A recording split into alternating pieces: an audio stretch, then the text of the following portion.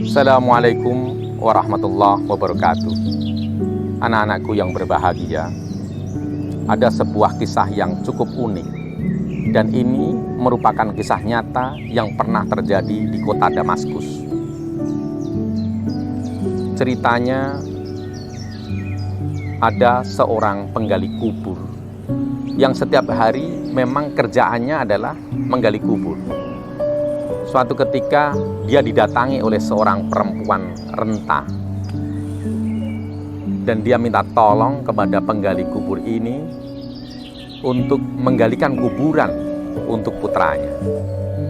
Maka seperti pekerjaan harian, digalilah kubur itu.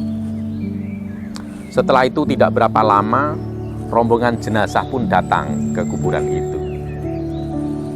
Saat jenazah itu diangkat oleh penggali kubur dan mau masuk ke dalam kuburan, betapa terkejutnya penggali kubur itu, karena saat itu dia menemukan pemandangan yang tidak pernah dia lihat sepanjang hidupnya. Dia melihat bagaimana kuburan itu begitu luasnya, bagaimana kuburan itu menjelma menjadi sebuah taman yang indah. Lalu di sana dilihat bagaimana ada orang-orang yang begitu paras tampan menyambut jasad anak dari perempuan renta itu. Pemandangan yang tidak biasa ini membuat sang penggali kubur itu tak sadarkan diri. Ketika kemudian dia siuman, dia menemukan orang-orang sudah pergi meninggalkan makam. 3 bulan kemudian, perempuan yang sama mendatangi dia kembali, dan kemudian seperti permintaan yang awal, hari ini sang ibu itu meminta dia untuk menggali lagi kuburan karena katanya ada putranya yang satu meninggal dunia. Begitu jenazah itu datang dengan beberapa orang yang tidak banyak, lalu saat jenazah dimasukkan kembali dia terperangah, persis seperti peristiwa 3 bulan yang silam. Dia menemukan pemandangan yang luar biasa. Dia dapati bagaimana kuburan itu menjelma sebagai sebuah taman yang begitu lebar, begitu indah, dan dia pun pingsan. Lalu ketika dia semuan, dia masih dapati ibu itu menunggu. Lalu ibu itu bertanya kepada dia, "Wahai Tuan, 2 kali aku meminta kepadamu untuk menggali kubur putra-putraku. Kenapa saat engkau memasukkan jenazah putraku, pasti kamu pingsan gitu? Apa sebenarnya yang terjadi?" Gitu.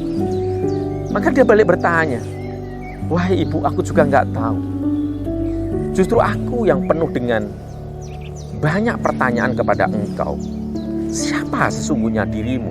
Dan siapa sesungguhnya orang-orang yang engkau minta aku untuk dikuburkan? Karena setiap kali aku membawa jenazah yang kau bawa itu ke dalam liang kubur, aku selalu menemukan taman surga yang begitu indahnya." Lalu ibu mengatakan, "Ketahuilah, yang pertama yang dulu meninggal itu anakku. Dia meninggal dalam kondisi sedang mencari ilmu. Sementara yang kedua adalah kakaknya yang meninggal. Dan kakaknya ini adalah orang yang setiap hari bekerja keras menanggung biaya adikmu." Kagetlah orang ini, betapa mulianya orang yang mencari ilmu di hadapan Allah Subhanahu wa Ta'ala yang dia saksikan. Bahkan ketika melihat kuburannya saja sudah disambut dengan begitu indahnya. Maka hari itu juga tanpa pikir panjang, sang penggali kubur ini dia pergi ke masjid di daerah kota Damaskus, namanya Masjid Jami' Taubah, dan dia mendatangi ulama besar di masjid itu, namanya Syekh Said Al-Burhani. "Wahai Syekh, izinkan saya untuk menjadi muridmu dan perkenankan saya untuk mempelajari ilmu agama Allah." Syekh itu tentu senang karena ada orang yang mau berguru kepadanya. Tapi dia mengatakan, "Apa yang membuat kamu begitu bersemangat untuk mencari ilmu? Sedang usiamu, berapa hari ini usiamu?" Dia mengatakan, "Usiaku lebih dari 50 tahun. Lalu berceritalah dia tentang apa yang terjadi tadi. Begitu takjubnya Syekh Al-Burhani, maka sejak saat itu sang penggali kubur itu belajar begitu serius untuk mendalami ilmu agama. Dan pada akhirnya sang penggali kubur itu yang mulai belajar di usia 50 tahun, menjadi seorang ulama besar bernama Syekh Abdurrahman Al-Haffar, yang artinya penggali kubur. Anak-anakku, Rasulullah pernah bersabda, "Man salaka tariqan yatlubu fihi ilman, salakallahu bihi tariqan min turuqil jannah."